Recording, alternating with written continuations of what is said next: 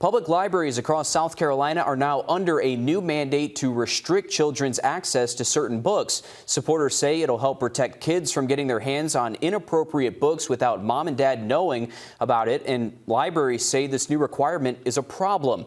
Our State House reporter Mary Green has the details. This requirement is now in effect as a temporary law in the new state budget. If libraries don't follow it, their funding from the state could be at risk. This is about making sure that we protect the right of a parent to make sure they know what their kid is reading and looking at.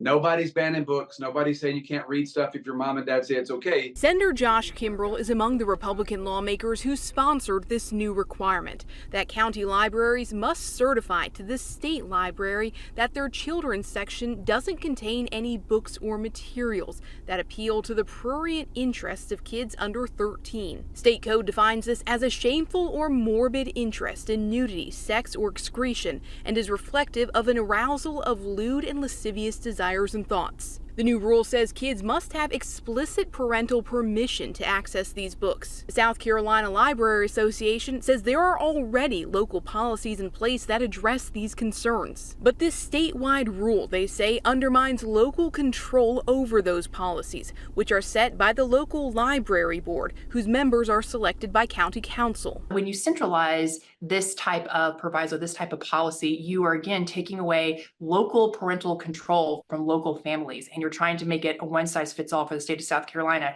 and that's not how any state should operate. The state library is now responsible for overseeing this new requirement and also takes issue with it.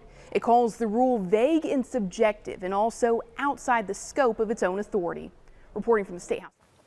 This requirement will be in place for the next year as a temporary law in the state's budget, so the legislature would either need to renew it again next year to keep it in effect or pass a permanent law that codifies this rule.